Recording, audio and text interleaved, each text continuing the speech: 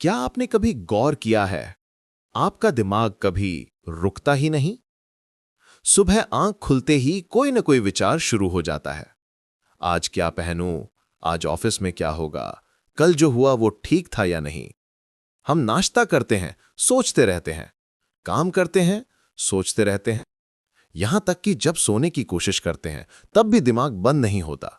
वो चलता रहता है, एक न खत्म होने वाली फिल्म की तरह। हम सोचते हैं और कई बार सोचने के बारे में भी नहीं सोचते। यानी हमें पता ही नहीं चलता कि हम लगातार विचारों में उलझे हुए हैं। हमारे भीतर एक सोचने वाला हिस्सा है जो दिन रात सक्रिय रहता है, लेकिन उसके ऊपर एक और स्तर होता है, वो जो देखने वाला हिस्सा है, जो ये नोटिस करता है कि हम सोच रहे हैं। यही असली अंतर है थिंकिंग और मेटा थिंकिंग का। पहला हमें विचारों में बहा ले जाता है, दूसरा हमें उन विचारों को किनारे से देखने की क्षमता देता है। जैसे मान लीजिए आप परेशान हैं क्योंकि किसी ने कुछ कह दिया। सामान्य स्थिति में आप तुरंत प्रतिक्रिया देंगे, गुस्सा, दुख या नाराजगी। पर अगर आपके भीतर देखने वाली मांसपेशी मजबूत है, तो आप ठहरेंगे और खुद से पूछेंगे, मुझे इतनी तकलीफ क्यों हुई? क्या यह सच में उस व्यक्ति की बात थी या मेरे भीतर कोई पुराना दर्द है जो फिर जाग गया? यहीं से शुरू होती है मेटाकॉग्निशन की शक्ति, वो क्षमता जिससे हम अपनी सोच, भावनाओं और प्रतिक्रियाओं को पहचान पाते हैं। अगर आप ध्यान दें तो ज्यादातर लोग पूरे दिन विचारों की लहरों में डूबे रहते हैं। एक विचार आता है, फिर दूसरा, फिर तीसरा। कभी हम भविष्य में जीते हैं, कभी अतीत में उलझे रहते हैं, और धीरे धीरे दिमाग एक ओवरलोडेड मशीन बन जाता है जिसमें जगह नहीं बचती सुकून या रचनात्मकता के लिए। अब जरा सोचिए, अगर आप इन विचारों को देखना शुरू कर दें तो क्या होगा? आपका दिमाग हल्का महसूस करेगा। आप खुद को कम रिएक्टिव और ज्यादा जागरूक पाएंगे। आपको समझ आने लगेगा कि मैं अपने विचार नहीं हूं, मैं वो हूं जो विचारों को देख सकता है। मेटाकॉग्निटिव प्रैक्टिस का मतलब यही है, अपने भीतर दृष्टा को जगाना। वो जो देख सकता है कि अभी कौन सी सोच चल रही है, कौन सी भावना उठ रही है और वो हमें कहां ले जा रही है। आप इसे अपने रोजमर्रा के जीवन में बहुत सरल तरीके से उतार सकते हैं। जब कोई भावना उठे, बस 10 सेकंड रुकें और उसे नाम दें। ये गुस्सा है, ये डर है, ये असुरक्षा है। दिन में 2 बार कुछ मिनट के लिए चुप होकर बैठें और देखें अभी मेरा दिमाग क्या सोच रहा है। हर बार जब आप किसी नकारात्मक सोच में फंसें, खुद से पूछें, क्या ये सोच मेरे लिए उपयोगी है? धीरे धीरे आपकी विचारों को देखने वाली मांसपेशियां मजबूत होने लगेंगी और फिर आप पाएंगे कि दिमाग अब आपको नहीं चलाता, आप अपने दिमाग को चलाने लगे हैं। यही है मेटाकॉग्निटिव अवेयरनेस, जहां सोच पर नियंत्रण नहीं बल्कि सोच की साक्षी भाव से समझ शुरू होती है। भाग 1, मानसिक व्यायामशाला। जिस तरह हम अपने शरीर को स्वस्थ और ताकतवर बनाने के लिए जिम जाते हैं, वहां वजन उठाते हैं, स्ट्रेच करते हैं और मांसपेशियों को मजबूत करते हैं, उसी तरह मन को स्पष्ट, स्थिर और संतुलित रखने के लिए भी एक जिम की जरूरत होती है। बस फर्क इतना है कि ये जिम बाहर नहीं, भीतर होती है। ये है आपकी मेंटल जिम, जहां आप अपने विचारों और भावनाओं पर काम करते हैं, जहां आप सीखते हैं ध्यान देना और देखना। मेटाकॉग्निटिव प्रैक्टिस उसी मानसिक जिम का अभ्यास है। ये एक ऐसी प्रक्रिया है जहां आप अपनी 2 सबसे जरूरी मांसपेशियां विकसित करते हैं, ध्यान देने की मांसपेशी, विचारों को देखने की मांसपेशी। जब हम बिना जागरूकता के सोचते रहते हैं तो हमारा दिमाग पुराने रास्तों पर चलता रहता है, जैसे कोई गाड़ी बार बार एक ही ट्रैक पर चल रही हो। हर बार जब कोई विचार आता है और हम उसमें खो जाते हैं, तो हमारा मस्तिष्क उसी दिशा में एक न्यूरल पाथवे को मजबूत करता है, यानी वो रास्ता और चौड़ा और तेज हो जाता है। लेकिन जब हम एक पल रुककर उस विचार को केवल देखते हैं, बिना उसके पीछे भागे, तो हम अपने दिमाग को एक नया संदेश देते हैं कि हर सोच पर चलना जरूरी नहीं है। ये एक बहुत छोटा पर बहुत ही शक्तिशाली बदलाव है। हर बार जब आप अपने विचार को देखते हैं, तो आप पुराने रास्ते के ऊपर एक नया मार्ग बनाते हैं। धीरे धीरे आपका मस्तिष्क सीखता है कि रुकना भी एक विकल्प है। यही है मेटाकॉग्निटिव स्ट्रेंथ बिल्डिंग, जहां आपकी आंतरिक स्थिरता, धैर्य और स्पष्टता बढ़ने लगती है। अब आप हर भावना या विचार के गुलाम नहीं रहते, आप एक दृष्टा बन जाते हैं जो बिना डरे, बिना भागे हर अनुभव को बस देख सकता है। सोचिए, अगर कोई आपको कुछ कह दे और आप तुरंत प्रतिक्रिया देने के बजाय 2 सेकंड रुककर बस देखें कि भीतर क्या हो रहा है, गुस्सा, चोट या अहंकार, तो वही 2 सेकंड आपका पूरा अनुभव बदल सकते हैं, क्योंकि उसी ठहराव में आपका मेटाकॉग्निटिव माइंड सक्रिय होता है। जैसे शरीर के लिए जिम जाने से मांसपेशियां बनती हैं, वैसे ही मन के लिए ये अभ्यास आपके भीतर सचेतन शक्ति बनाता है।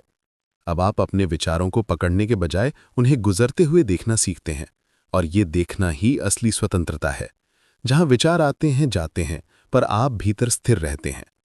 याद रखें, मेटाकॉग्निशन कोई दार्शनिक अवधारणा नहीं, ये एक मानसिक प्रशिक्षण प्रणाली है जो आपके मस्तिष्क को नया पैटर्न सिखाती है, रिएक्ट करने के बजाय रुकना, और यही रुकना आपकी मानसिक व्यायामशाला की पहली कसरत है। भाग 2, पहला अभ्यास, the pause and observe method. अब जब आपने समझ लिया कि मन के पास भी अपनी मांसपेशियां होती हैं, तो आइए शुरू करते हैं पहला मानसिक अभ्यास। रुकिए और देखिए। सुनने में यह बहुत साधारण लगता है, पर यही साधारण क्रिया धीरे धीरे आपके भीतर गहरी जागरूकता पैदा करती है। हर दिन बस कुछ बार 30 सेकंड के लिए रुकिए। अपने फोन, काम या बातचीत से थोड़ी देर के लिए अलग हो जाइए और बस खुद से पूछिए कि अभी मेरे भीतर क्या चल रहा है, मैं क्या सोच रहा हूं, क्या यह विचार सच में मदद कर रहा है या बस पुरानी आदत है। बस इतना करना ही the pause and observe method है। एक छोटा उदाहरण, मान लीजिए आप अभी अभी किसी मीटिंग से बाहर निकले हैं। अंदर ही अंदर एक आवाज उठ रही है, शायद मैंने अच्छा नहीं बोला, सब मुझे जज कर रहे होंगे।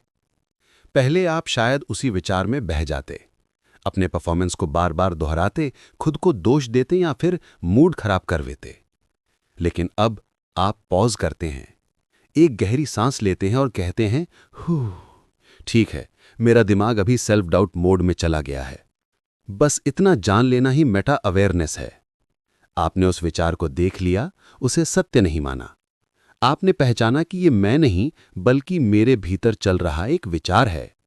यहीं से शुरू होता है ऑब्जर्वर मोड, वो मानसिक स्थिति जिसमें आप अपने विचारों और भावनाओं को जैसे किसी स्क्रीन पर चलती फिल्म की तरह देखते हैं। आप फिल्म में खोते नहीं, बस उसे देखते हैं। अब सवाल आता है कि ये क्यों जरूरी है? क्योंकि हर बार जब आप पॉज करते हैं, आप अपने दिमाग के भीतर एक नया न्यूरल सर्किट सक्रिय करते हैं। वो सर्किट जो सोचने और प्रतिक्रिया देने के बीच थोड़ी दूरी बनाता है, और यही दूरी आपको अधिक शांत, स्पष्ट और नियंत्रित बनाती है। आप पाएंगे कि जिन बातों पर आप पहले तुरंत रिएक्ट करते थे, अब उनके बीच थोड़ा स्पेस आने लगा है। आप पहले देखते हैं, फिर चुनते हैं कि प्रतिक्रिया देनी है या नहीं। यही पॉज आपकी मानसिक स्वतंत्रता की शुरुआत है। शुरू में यह अभ्यास कृत्रिम सा लगेगा, आप भूल जाएंगे या बाद में याद आएगा कि मुझे रुकना चाहिए था। कोई बात नहीं, हर बार जब आप याद करते हैं और पॉज करते हैं तो यह भी एक जीत है। दिन में बस 5 बार भी अगर आप ऐसा करते हैं तो आपका दिमाग धीरे धीरे सीखने लगता है कि हर विचार पर विश्वास करना जरूरी नहीं, हर भावना पर चलना जरूरी नहीं। आपका मस्तिष्क अब रिएक्टिव मोड से ऑब्जर्वर मोड में प्रवेश करने लगता है, और यहीं से शुरू होता है मेटाकॉग्निटिव ट्रांसफॉर्मेशन, जहां आप विचारों के शिकार नहीं बल्कि उनके साक्षी बन जाते हैं। भाग 3, दूसरा अभ्यास, थॉट लेवलिंग, यानी विचारों को नाम देना। अब जब आपने रुकना और देखना सीख लिया है, तो अगला कदम है विचारों को पहचानना और उन्हें नाम देना। इसे कहते हैं थॉट लेबलिंग, यानी अपने विचारों को एक लेबल देना। यह अभ्यास देखने में बहुत सरल है, लेकिन इसके प्रभाव गहरे और रूपांतरकारी हैं, क्योंकि जब आप किसी विचार को नाम देते हैं तो आप उसके जादू को तोड़ देते हैं। क्यों? क्योंकि नाम देने का मतलब है आपने उसे पहचान लिया, और जो चीज पहचान ली जाती है वो अब आपको नियंत्रित नहीं कर सकती। सोचिए, आपके मन में अचानक एक विचार आता है, मैं असफल हूं, मुझसे कुछ नहीं होगा। पहले आप इस विचार पर विश्वास कर लेते थे और तुरंत निराशा या हीन भावना में डूब जाते थे। लेकिन अब आप बस ठहरिए और कहिए, ये एक सेल्फ क्रिटिकल थॉट है। बस इतना कहना ही एक छोटा सा चमत्कार है, क्योंकि आपने अपने और उस विचार के बीच एक मनोवैज्ञानिक दूरी बना दी है। अब सोचिए, अगर आपके भीतर उठे, लोग मुझे नहीं समझते, तो आप तुरंत कहिए, ये एक विक्टिम थॉट है। आपने देखा, विचार अब एक ठोस सच्चाई नहीं रहा, वो एक श्रेणी बन गया है, और इस श्रेणी में डालते ही उसका असर कम हो जाता है। आप अपने लिए कुछ मुख्य थॉट कैटेगरीज बना सकते हैं। हर बार जब कोई विचार उठे, बस उसे इनमें से किसी एक में रख दीजिए। डर आधारित विचार यानी फियर थॉट्स, अगर ऐसा हो गया तो मैं असफल हो जाऊंगा। तुलना आधारित विचार यानी कंपैरिजन थॉट्स, उसने मुझसे ज्यादा हासिल किया, मेरे पास वो क्यों नहीं है। अतीत आधारित रूमिनेशन यानी पास्ट रूमिनेशन, काश मैंने तब वो किया होता, मुझसे गलती हो गई। भविष्य आधारित चिंता यानी फ्यूचर प्रोजेक्शन, आगे क्या होगा, सब कुछ बिगड़ जाएगा। आत्मनिंदा वाले विचार यानी सेल्फ जजमेंट थॉट्स, मैं ठीक इंसान नहीं हूं, मुझ में कुछ कमी है। आप देखेंगे, आप ये करते हैं तो आपका दिमाग धीरे धीरे सीखने लगता है कि हर विचार सत्य नहीं होता, वो बस एक पैटर्न है जो बार बार दोहराया जा रहा है। अब देखिए जादू, जैसे ही आप किसी विचार को लेबल करते हैं, वो विचार अपनी पकड़ खो देता है, क्योंकि अब वो आप नहीं है, वो बस एक लेबल किया हुआ विचार है। आप उसे पहचानते हैं, मुस्कुराते हैं और जाने देते हैं। धीरे धीरे यह अभ्यास आपके भीतर गहरी मेटा अवेयरनेस पैदा करता है। अब आप विचारों के जाल में फंसते नहीं, बल्कि उन्हें एक एक करके पहचानते और पार करते हैं। ये प्रक्रिया आपके मन को स्पष्टता देती है, कौन सा विचार उपयोगी है, कौन सा सिर्फ आदतन शोर। और इस पहचान के साथ आप अनुभव करते हैं कि आप अपने विचार नहीं हैं, बल्कि वो चेतना है जो उन्हें देख सकती है। यही है थॉट लेवलिंग की सच्ची शक्ति, जहां पहचान ही मुक्ति बन जाती है। भाग 4, तीसरा अभ्यास, मेटा माइंडफुलनेस मेडिटेशन। अब हम पहुंच गए हैं तीसरे अभ्यास पर। मेटा माइंडफुलनेस मेडिटेशन यानी ऐसा ध्यान जो सिर्फ शांति नहीं देता, बल्कि स्व जागरूकता यानी सेल्फ अवेयरनेस की नई गहराई तक ले जाता है। ये अभ्यास पारंपरिक ध्यान से थोड़ा अलग है। आमतौर पर ध्यान में हम कोशिश करते हैं कि विचार ना आएं, मन शांत हो जाए या ध्यान सिर्फ सांस पर टिका रहे। लेकिन मेटा माइंडफुलनेस में हम विचारों को रोकते नहीं, बल्कि देखते हैं। हम उन्हें आने जाने की अनुमति देते हैं, जैसे कि आकाश में बादल धीरे धीरे गुजरते हैं। आकाश बादलों को रोकता नहीं, बस उन्हें गुजरते हुए देखता है। वैसे ही आप भी अपने विचारों को देखें, बिना जज किए, बिना रोकने की कोशिश किए। अभ्यास के कदम बहुत सरल हैं। शांति से बैठिए, किसी शांत स्थान पर बैठिए। रीढ़ की सिंत सीधी रखिए, पर तनाव रहित रहें। आंखें बंद कर सकते हैं या हल्की खुली रख सकते हैं। गहरी सांस लीजिए और मन ही मन कहिए, मैं देख रहा हूं। यह वाक्य एक एंकर की तरह काम करेगा, जो आपको बार बार देखने की स्थिति में लाता रहेगा। विचारों को देखें। जैसे ही कोई विचार आता है, बस उसे पहचानिए और मन में कहिए, यह एक विचार है। अगर कोई भावना उठे, यह एक भावना है। अगर कोई कल्पना या चिंता आए, तो यह भविष्य का विचार है। कोई प्रतिरोध नहीं करें, न उस विचार से लड़ें, न उसे अच्छा या बुरा कहें। बस साक्षी बनकर देखें। बस इतना ही। आपको किसी विशेष अनुभव की कोशिश नहीं करनी है। आपको बस देखने वाले मन को सक्रिय करना है। शुरू में मन भटकेगा, कभी सांस की ओर, कभी किसी याद में, कभी किसी चिंता में। यह बिल्कुल सामान्य है। हर बार जब आप नोटिस करते हैं कि मन भटक गया है, तो बस मुस्कुराइए और धीरे से वापस कहिए, मैं देख रहा हूं। यही वापसी आपके मस्तिष्क को नया पैटर्न सिखा रही होती है। दिन में सिर्फ 10 मिनट का यह अभ्यास आपके भीतर गहरी स्थिरता लाता है। धीरे धीरे मन सीखने लगता है कि विचार अलग हैं और मैं उनसे अलग हूं। इसे मनोविज्ञान की भाषा में कहते हैं डिसेंटरिंग ऑफ द माइंड, यानी अब आप अपने विचारों के केंद्र में नहीं, बल्कि उनके दर्शक बन गए हैं। यह परिवर्तन बेहद सूक्ष्म पर अत्यंत शक्तिशाली है, क्योंकि जब आप अपने विचारों के साथ पहचान छोड़ देते हैं तो उनसे जुड़ा दर्द, डर और भ्रम भी कमजोर होने लगता है। अब आप विचारों के मालिक नहीं, उनके साक्षी हैं, शांत, जागरूक और स्वतंत्र। यही है मेटा माइंडफुलनेस मेडिटेशन का उद्देश्य, विचारों को मिटाना नहीं, बल्कि उन्हें समझना और पार करना। भाग 5, चौथा अभ्यास, मेटा जर्नलिंग, विचारों की डायरी। अब हम पहुंचते हैं एक ऐसे अभ्यास पर जो देखने में सरल है लेकिन मानसिक रूप से बेहद शक्तिशाली, मेटा जर्नलिंग। अगर आप अपने मन को सच में समझना चाहते हैं तो उसे लिखिए, क्योंकि जो बातें शब्दों में उतरती हैं वो साफ दिखने लगती हैं। मेटा जर्नलिंग यानी अपने विचारों और प्रतिक्रियाओं का एक आईना बनाना, जहां आप हर दिन कुछ मिनट देकर अपने मन को देख सकें। कैसे करें यह अभ्यास? हर रात सोने से पहले बस 5 मिनट निकालिए, अपनी नोटबुक या डिजिटल डायरी खोलिए और लिखिए, आज मेरे सबसे ज्यादा आने वाले विचार कौन से थे? दिन भर में जो विचार बार बार आए, चाहे चिंता हो, गुस्सा हो, तुलना हो, उन्हें नोट करिए।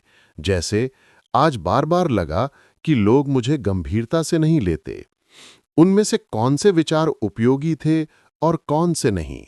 यह कदम आपको विचारों की गुणवत्ता देखने में मदद करेगा। कौन सा विचार आपको आगे बढ़ा रहा था और कौन सा बस आपको खींच रहा था पीछे। मैंने कौन सा विचार सिर्फ देखा और छोड़ दिया? यह मेटा अवेयरनेस का संकेत है। आपने नोटिस किया पर रिएक्ट नहीं किया। जैसे जब गुस्सा आया, मैंने बस उसे देखा और चुप रहा। कौन से विचारों में मैं फंस गया? यह ईमानदारी का हिस्सा है, जहां आप स्वीकारते हैं कि कुछ विचारों ने आज भी आपको अपने घेरे में ले लिया। जैसे मैं मीटिंग के बाद लगातार खुद को जज करता रहा। एक छोटा उदाहरण, आप लिखते हैं, आज मीटिंग में मुझे लगा कि मैं कमजोर हूं, लेकिन बाद में समझ आया यह विचार मेरे पुराने परफेक्शनिज्म पैटर्न से आया था।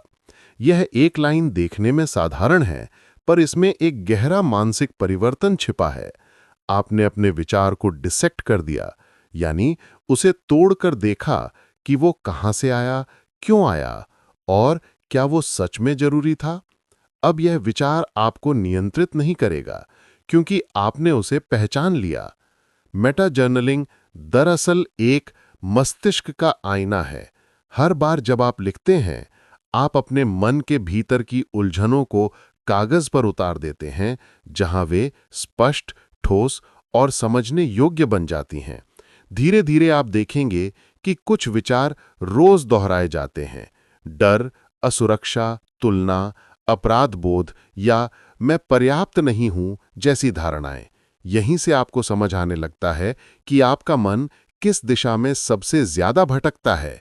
मेटा जर्नलिंग कोई डायरी लेखन भर नहीं है, यह एक स्वनिरीक्षण की साधना है।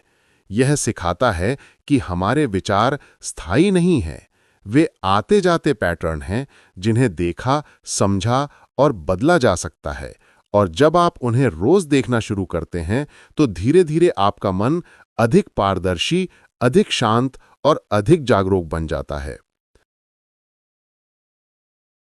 भाग 6, पांचवां अभ्यास, मेटाकॉग्निटिव प्रैक्टिस के सबसे व्यवहारिक और उपयोगी चरण पर, मेटा चेक पॉइंट्स। ये अभ्यास आपके दिन भर की भागदौड़ में छोटे छोटे ठहराव यानी पॉजेज जोड़ने का तरीका है।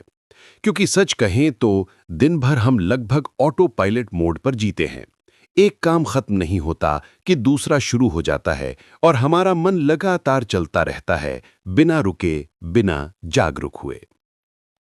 मेटा चेक पॉइंट्स इसी ऑटो पायलट को तोड़ते हैं। ये आपके लिए छोटे मानसिक ब्रेक हैं, जहां आप कुछ सेकंड रुककर खुद से जुड़ते हैं। कैसे करें यह अभ्यास? दिन भर में कुछ निश्चित चेक पॉइंट्स तय कीजिए, ऐसे पल जो आपके रोजमर्रा के रूटीन में पहले से मौजूद हैं। जैसे सुबह जब आप चाय या कॉफी पीते हैं, लंच से ठीक पहले, काम या मीटिंग के बाद, सोने से ठीक पहले। हर बार बस 30 सेकंड के लिए रुकिए और खुद से 2 सरल सवाल पूछिए। मेरा मन इस वक्त कहां है? मैं अभी क्या सोच रहा हूं? बस इतना ही। ना ध्यान, न लंबी प्रैक्टिस, सिर्फ कुछ सेकंड का मेटा मोमेंट। ये क्यों जरूरी है? क्योंकि जब आप इन छोटे मेटा मोमेंट्स को दिन में कई बार करते हैं, तो आपका मस्तिष्क बार बार प्रेजेंट मोमेंट अवेयरनेस में लौटता है। हर बार रुकना आपके दिमाग के डिफॉल्ट मोड नेटवर्क को बाधित करता है। वो नेटवर्क जो बिना वजह पुराने विचारों, चिंताओं और कल्पनाओं में भटकता रहता है। यानी जितना ज्यादा आप रुकते हैं, उतना ही आपका मन भटकने की बजाय देखने लगता है। आप धीरे धीरे अपने भीतर एक ऑब्जर्वर मोड विकसित करते हैं, जहां आप अपने विचारों के साथ बहते नहीं, बल्कि उन्हें किनारे से देखते हैं। एक उदाहरण, सुबह ऑफिस जाते वक्त ट्रैफिक में फंसे हैं, मन चिड़चिड़ा हो रहा है। बस 1 सेकंड के लिए पॉज करें और पूछें, अभी मेरे भीतर क्या चल रहा है? आप नोटिस करेंगे गुस्सा, अधीरता, जल्दबाजी। जैसे ही आपने ये पहचान लिया, भावना की पकड़ थोड़ी ढीली हो जाएगी। आप ड्राइव करते रहेंगे, पर अब भीतर थोड़ी शांति होगी। इन छोटे छोटे ठहराव का असर बहुत गहरा होता है। हर मेटा मोमेंट आपके भीतर एक नया मानसिक सर्किट बनाता है, जो रिएक्ट करने के बजाय ऑब्जर्व करना सिखाता है। और यही धीरे धीरे सेल्फ मास्टरी यानी स्वनियंत्रण की शुरुआत है। क्योंकि असली आत्मनियंत्रण बाहर के हालात को बदलने में नहीं, बल्कि भीतर की प्रतिक्रियाओं को पहचानने और दिशा देने में है। तो आज ही अपने दिन में कुछ मेटा चेक पॉइंट्स तय कीजिए, छोटे, सादे, पर बेहद प्रभावी। हर बार रुकिए, देखिए और खुद से जुड़िए।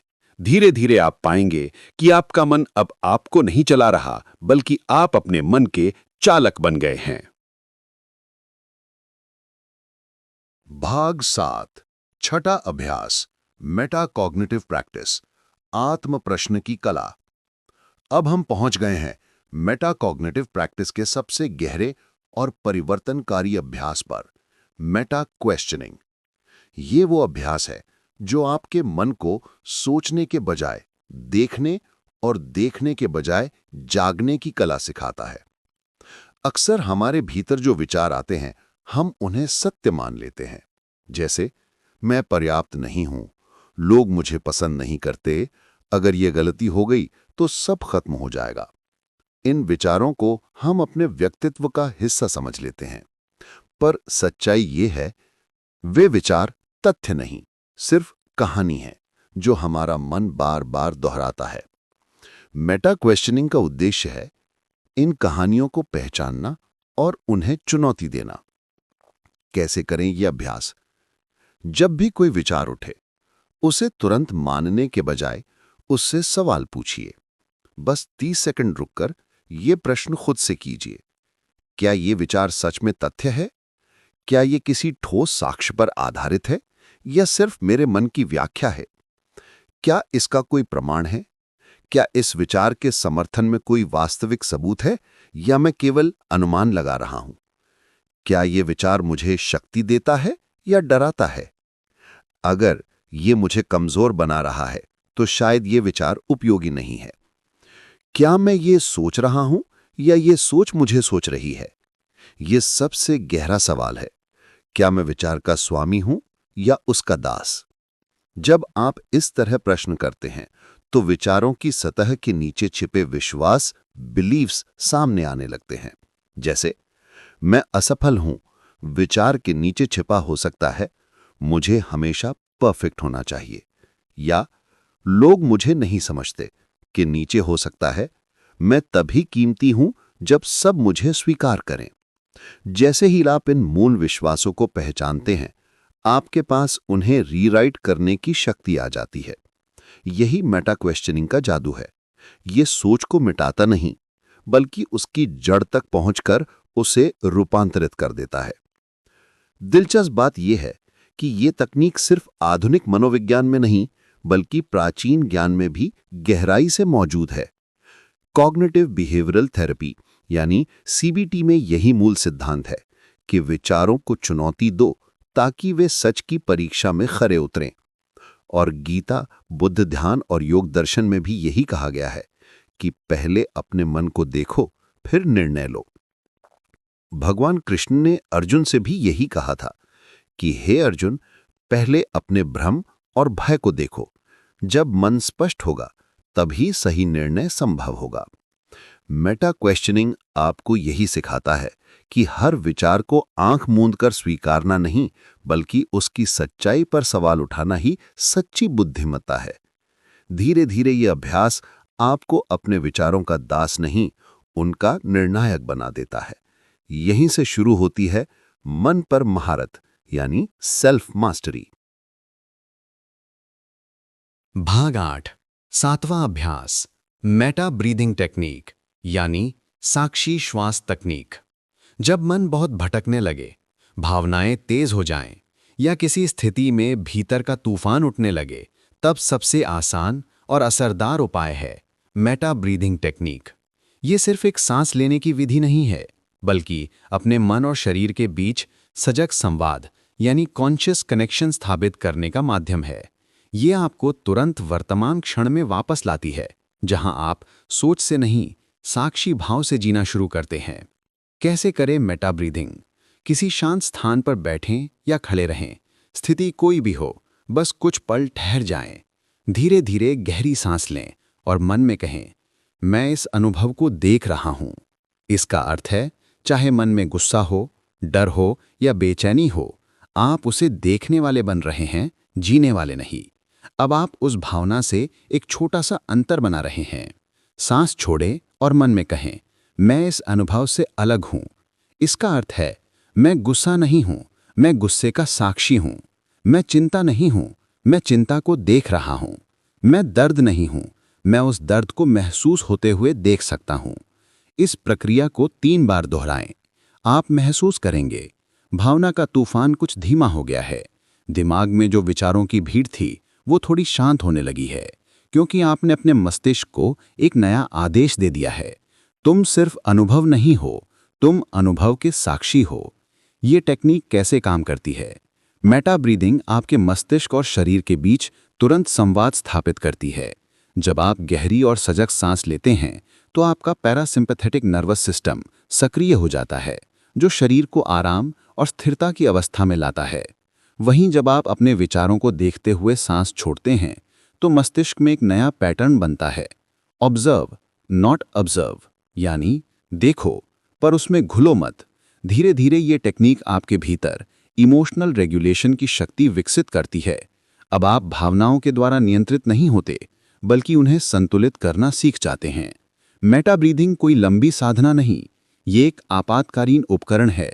जहां भी मन भटके, बस 3 गहरी सांसें लें और देखने वाले मोड में लौट आएं।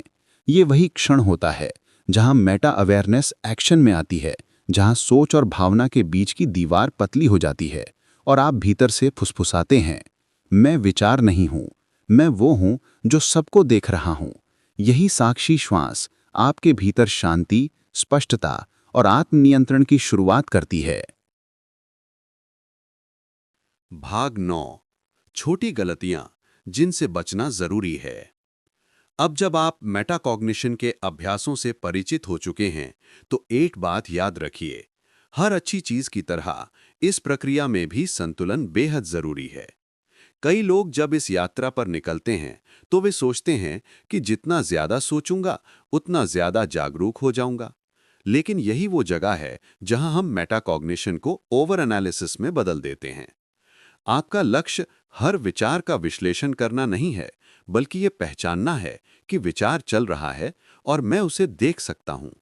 ये बहुत सूक्ष्म फर्क है, पर यही फर्क आपको मानसिक स्पष्टता और बोझ से मुक्त करता है। आइए अब समझते हैं वो 3 आम गलतियां जिनसे बचना जरूरी है। 1. ऑब्जर्व नॉट कंट्रोल, देखें नियंत्रित नहीं करें। मेटाकॉग्निशन का मतलब विचारों पर नियंत्रण पाना नहीं है। जब आप सोचते हैं कि मुझे ये विचार नहीं आने चाहिए, तो आप मन से फिर लड़ने लगते हैं, और जब आप मन से लड़ते हैं तो वो और शोर मचाने लगता है। आपका काम सिर्फ देखना है, न कि विचारों को पकड़ना, बदलना या रोकना। सोचिए जैसे कोई ट्रेन प्लेटफॉर्म से गुजर रही हो। आप यात्री नहीं, दर्शक हैं। ट्रेन को रोकने की कोशिश मत कीजिए, बस उसे गुजरते हुए देखिए। 2. अवेयरनेस नॉट जजमेंट, जागरूकता, निर्णय नहीं। जब आप ध्यान या मेटा प्रैक्टिस करते हैं, तो कई बार मन भटक जाता है और फिर हम खुद से कहते हैं, देखो मैं तो ठीक से ध्यान भी नहीं लगा पा रहा। यही हम गलती करते हैं। अवेयरनेस का मतलब है जो हो रहा है उसे बस पहचानना। अगर मन भटक गया है तो बस शांत मन से नोट करें कि मन अभी भटक गया है। बस इतना जान लेना ही जागरूकता है। कोई आलोचना, कोई दोष नहीं, सिर्फ स्वीकार्यता। 3. Balance thinking and being. सोचना और होना दोनों में संतुलन। मेटाकॉग्निशन का उद्देश्य सोचना बंद करना नहीं है, बल्कि सोच और साक्षी भाव के बीच संतुलन बनाना है। ज्यादा विश्लेषण भी उतना ही नुकसानदायक है जितनी बेखबरी। आपको ये कला सीखनी है, कब विश्लेषण करना है और कब बस होना है। कभी कभी बस शांति से बैठना, सांस महसूस करना या बिना किसी विचार के प्रकृति को देखना आपको ज्यादा स्पष्टता देगा, बजाय लगातार विचारों को खंगालने के। याद रखें, मेटाकॉग्निशन एक सर्जन की तरह सटीक उपकरण है। अगर संतुलन से इस्तेमाल करें तो ये मन को मुक्त करता है, पर अगर हर जगह काटने लगे तो उलझन बढ़ा देता है। इसलिए हर अभ्यास में यही मंत्र अपनाएं। देखना है, पकड़ना नहीं। समझना है, जज नहीं करना। सोचना और होना दोनों में तालमेल रखना। यही संतुलन आपको ओवरथिंकिंग से नहीं, बल्कि ओवर अवेयरनेस से भी बचाएगा। और तभी मेटाकॉग्निशन आपकी मानसिक शांति का एक स्थायी, सहज और सुंदर मार्ग बन पाएगा। भाग 10 वास्तविक जीवन में प्रयोग अप्लाइंग मेटाकॉग्निशन इन डेली लाइफ। अब तक आपने मेटाकॉग्निटिव प्रैक्टिस की कई विधियां सीखी। रुकना, देखना, नाम देना, प्रश्न करना, लिखना और सांस के माध्यम से साक्षी बनना। लेकिन इन सभी अभ्यासों का असली अर्थ तभी है जब आप इन्हें जीवन के रोजमर्रा के क्षणों में उतारें। मेटाकॉग्निशन कोई ध्यान सत्र या योगासन नहीं है जो दिन में कुछ मिनट के लिए किया जाए। ये एक जीने का तरीका है। आप इसे अपनी बातचीत, निर्णयों, भावनाओं और रिश्तों में लगातार लागू कर सकते हैं। उदाहरण के लिए, जब कोई आपकी आलोचना करे, हमारा स्वाभाविक रिएक्शन होता है तुरंत बचाव करना, बहस करना या भीतर ही भीतर आहत हो जाना। लेकिन मेटाकॉग्निटिव दृष्टिकोण कहता है, बस एक पल रुकिए और खुद से पूछिए, क्या अभी मेरा मन रक्षा मोड में है क्या? जैसे ही आप ये पहचान लेते हैं, आप प्रतिक्रिया देने से पहले ठहरने लगते हैं और उसी ठहराव में आपकी आंतरिक शक्ति छिपी है। जब आप कोई निर्णय ले रहे हों, रुककर खुद से पूछिए, क्या ये निर्णय डर से आ रहा है या स्पष्टता से? ये छोटा सा सवाल आपके पूरे निर्णय की दिशा बदल सकता है, क्योंकि डर से लिए गए निर्णय हमेशा सीमाओं में बंद ही होते हैं, जबकि स्पष्टता से लिए गए निर्णय आपकी ऊर्जा को फैलाते हैं। ये अंतर सूक्ष्म है, लेकिन यही जीवन की गुणवत्ता तय करता है। जब आप किसी से झगड़ रहे हों, ध्यान दें, क्या मैं सच में सुन रहा हूं या बस जवाब सोच रहा हूं? अगर आप ईमानदारी से ये प्रश्न पूछते हैं, तो आपको पता चलेगा कि ज्यादातर झगड़ों में हम संवाद नहीं करते, सिर्फ अपने विचारों को बचाने की कोशिश करते हैं। इस एक जागरूकता से आपके रिश्तों की दिशा बदल सकती है। मेटाकॉग्निशन का असली कमाल यही है, ये जीवन को बाहर से नहीं, भीतर से बदलता है। ये आपको हर पल में थोड़ी सी जागरूक दूरी देता है, जिससे आप विचारों, भावनाओं और परिस्थितियों को अधिक स्पष्टता से देख सकते हैं। अब एक छोटा गणित समझिए। अगर हर दिन आप अपने व्यवहार में सिर्फ 1% अधिक सचेत हो जाते हैं, तो 365 दिनों में आपका दिमाग, आपकी सोचने की प्रक्रिया और आपकी भावनात्मक प्रतिक्रियाएं पूरी तरह से रूपांतरित हो जाएंगी। क्योंकि परिवर्तन कभी एक बड़े झटके से नहीं आता, वो छोटे छोटे मेटा मोमेंट से आता है। हर बार जब आप रुकते हैं, देखते हैं और अपनी सोच को पहचानते हैं, यही है मेटाकॉग्निशन का असली प्रयोग, जहां जीवन की हर स्थिति एक जागरूकता की प्रयोगशाला बन जाती है, जहां आप सिर्फ जीते नहीं, बल्कि हर पल अपने जीने के ढंग को देखना सीखते हैं। और यहीं से शुरू होती है आपकी वास्तविक सेल्फ मास्टरी की यात्रा। भाग 11 शरीर, दिमाग और चेतना का समन्वय the harmony of body, mind and consciousness. Metacognitive अभ्यास को अक्सर मानसिक तकनीक समझ लिया जाता है, जैसे ये सिर्फ सोच और विचारों तक सीमित हो। लेकिन सच्चाई ये है कि ये अभ्यास सिर्फ दिमाग का खेल नहीं, बल्कि पूरे अस्तित्व की समरसता है, होलिस्टिक हार्मनी। जब आप अपनी सोच को देखना सीखते हैं, सिर्फ विचारों में बहने के बजाय उन्हें देखते हैं, तो ये बदलाव सिर्फ मन तक सीमित नहीं रहता, ये आपके पूरे शरीर और तंत्रिका तंत्र यानी नर्वस सिस्टम तक फैल जाता है। जब आप मेटा अवेयरनेस में प्रवेश करते हैं, तब क्या होता है? आपके नर्वस सिस्टम को एक संदेश जाता है, सब ठीक है, क्योंकि अब मन दौड़ नहीं रहा, वो देखने की अवस्था में है। आपकी सांस स्वतः ही गहरी और धीमी होने लगती है। इससे शरीर में ऑक्सीजन का प्रवाह संतुलित होता है और तनाव से जुड़ी प्रतिक्रियाएं घटने लगती हैं। हृदय की धड़कन नियमित और स्थिर हो जाती है, जिससे आपके शरीर की हार्ट ब्रेन कोहेरेंस सुधरती है। यानी मेटा अवेयरनेस सिर्फ एक मानसिक प्रक्रिया नहीं, बल्कि एक न्यूरोफिजियोलॉजिकल परिवर्तन है, जहां मन, शरीर और चेतना एक ही लय में आने लगते हैं। मेटाकॉग्निशन का जैविक आधार, द बायोलॉजिकल बेसिस। न्यूरोसाइंस के अनुसार जब आप अपने विचारों को देखने की स्थिति में होते हैं, तो मस्तिष्क का प्रीफ्रंटल कॉर्टेक्स एक्टिव होता है। यही हिस्सा निर्णय, अंतर्दृष्टि और आत्म जागरूकता का केंद्र है।